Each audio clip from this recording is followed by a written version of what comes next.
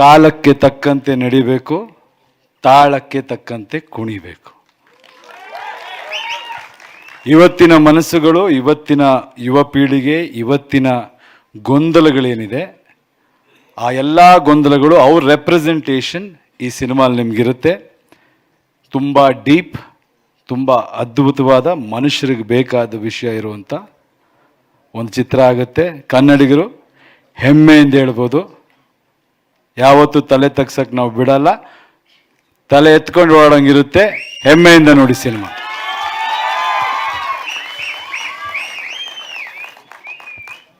ಇವತ್ತು ನಾವೆಲ್ಲರೂ ಏನು ಈ ಒಂದು ಟಾಕ್ಸಿಕ್ ಚಿತ್ರ ಇದಕ್ಕೆ ಸೇರಿದ್ದೀವಿ, ಅದಕ್ಕೆ ಮುಖ್ಯ ಕಾರಣ ಕರ್ನಾಟಕದ ಜನತೆ. ಕರ್ನಾಟಕದ ಜನತೆ ನನಗೆ ಕೊಟ್ಟಿರೋ ಶಕ್ತಿ, ಕೊಟ್ಟಿರೋ ಜವಾಬ್ದಾರಿ, ಅವ್ರು ಕೊಟ್ಟಿರೋ ಒಂದು ಗೆಲುವು,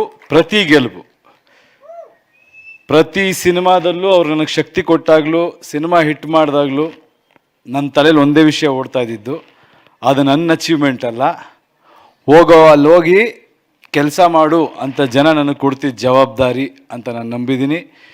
ಅದೇ ರೀತಿ ಪ್ರತಿ ಸಿನಿಮಾನೂ ನಾನು ಕೆಲಸ ಮಾಡ್ತಾ ಮುಂದೆ ಹೆಜ್ಜೆ ಇಟ್ಟಿದ್ದೀನಿ. ಆ ಹೆಜ್ಜೆಗೂ ಎಲ್ಲ ಗೌರವಿಸಿದ್ದೀರ. ಟಾಕ್ಸಿಕ್ ನೀವು ಕೊಟ್ಟ ಹಳೆಯ ಗೆಲುವಿನ ಪ್ರತೀಕ. ಈಗ ಮುಂದಿನ ಹೆಜ್ಜೆ ಇಡ್ತಾ ಇದ್ದೀವಿ, ಇನ್ನೂ ಒಂದು ಹೆಜ್ಜೆ ಮುಂದೆ ಹೋಗೋ ಪ್ರಯತ್ನ ಮಾಡಿದ್ದೀವಿ. ನಿಮ್ಮ ಆಶೀರ್ವಾದ ಇರಲಿ, ಯಶ್ ಮೇಲೆ ನಂಬಿಕೆ ಇರಲಿ.